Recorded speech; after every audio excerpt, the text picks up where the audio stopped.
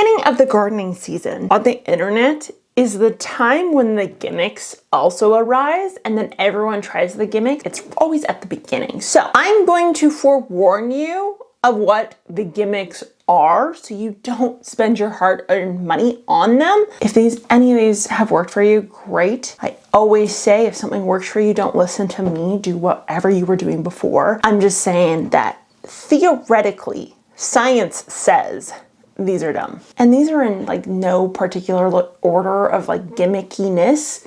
There's just 5 generic ones. The first one being rock dust. I'm getting so many comments on rock dust lately. I don't know if this is like the new trend for the year is rock dust, but do not use this. Rock dust is soil. Soil is rock dust. Mineral soil is rock dust, which is soil. It's all the same thing. Because did you know what soil is?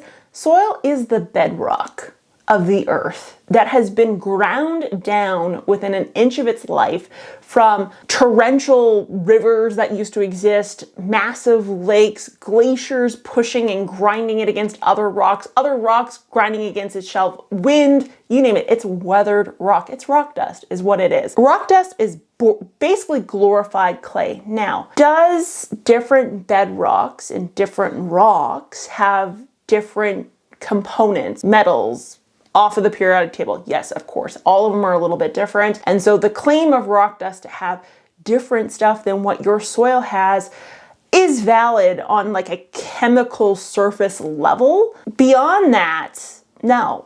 Even if it did have, say, copper, one of the 17 essential nutrients, and you know your soil does not have copper, putting rock dust in is not going to solve that mineral deficiency at all, because microbes have to degrade rock. And rock, I don't know if you knew this, even in the tiny forms that we call soil, clay, sand, silt, is very difficult to degrade to get a plant to take up. So probably not going to solve your issue. What would solve your issue is like a micronutrient fertilizer, and even then I'd probably stay away from that because that can get a little bit dangerous. But rock dust, please, please, please, please do not use it. The only time I'd be like, okay, fine, no, don't use it. Absolutely not. Do not do it. The next one is actually garden tools. Now, this is coming from a woman who has spent hundreds, if not thousands of dollars on tools only to use 3.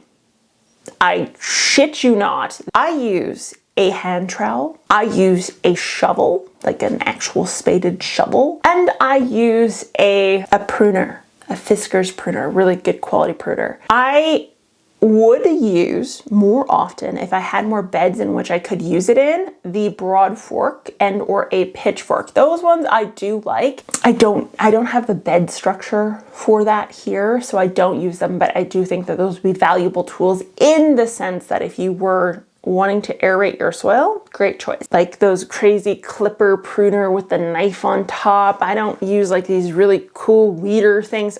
I don't like the little weeders, the big weeders. I have all of it. I own all of it. I have a whole shed full of it. Number 3.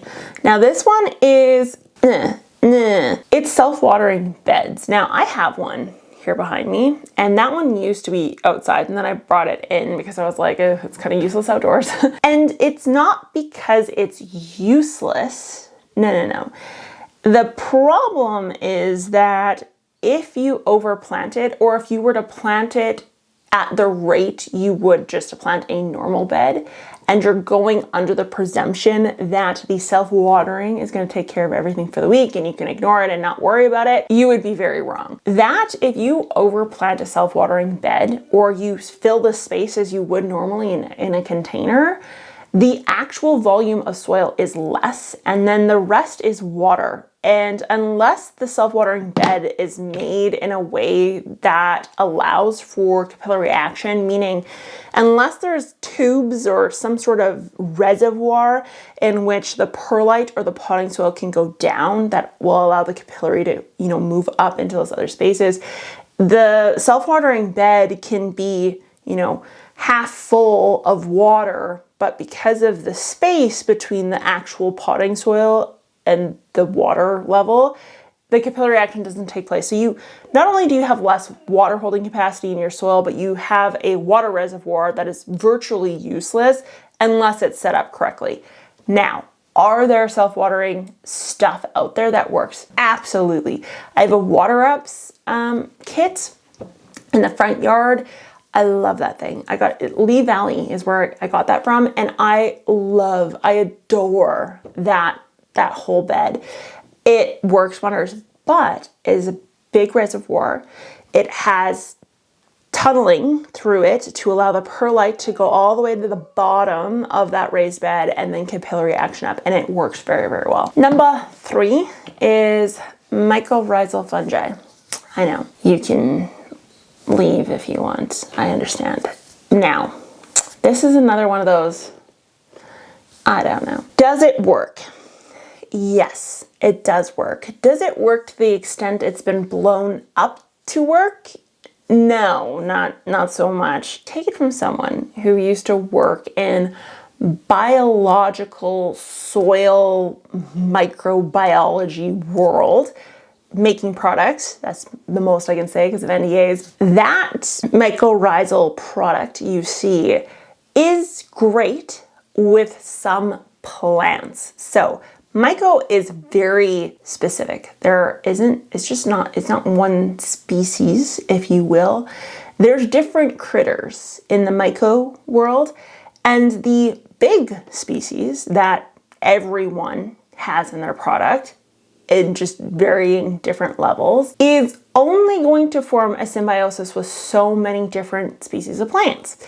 Now, is it pretty big? It's one of the biggest, yes, in forming symbiosis with plants, endo or ecto-wise, but there is plants out there where it doesn't work with. So do I think you should just willy-nilly apply mycorrhizal fungi? No, I don't think you should, spend a ton of money on this. I don't think you should, bet on it being the solution for your watering and your soil and your fertilizer needs. It has a time and place. If you're using it on shrubs, fruit trees, fruit bush, trees, yes. If you're using it on flowers, I'd probably skip it. If you're using it on like tomatoes and peppers, fine. If you till, if you grow in containers, any sort of bed where you just intend to like rip the plant out in the fall, I would skip it. Not that it doesn't work in those circumstances, it does. It's a lot of money in product to put onto something that isn't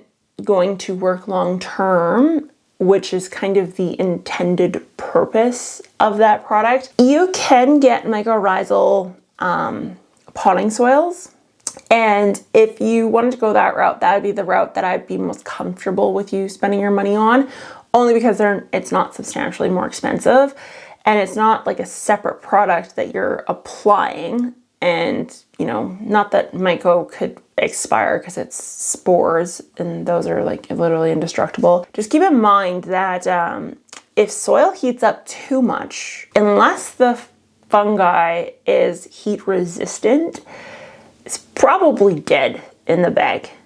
So if the bag is outside at the greenhouse, just basking in the sun, probably don't want to get that bag because there's probably not much left that's active inside of it. My last one.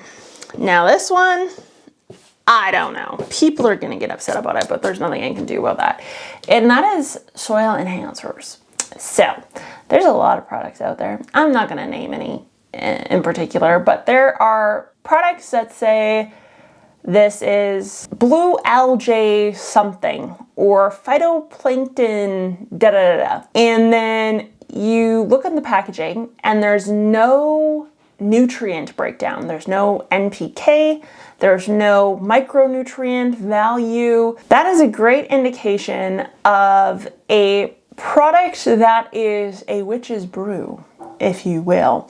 Now, if you have a soil enhancer, so phytoplankton, for example, and then there's a value like an NPK value, fine, that's now an organic fertilizer.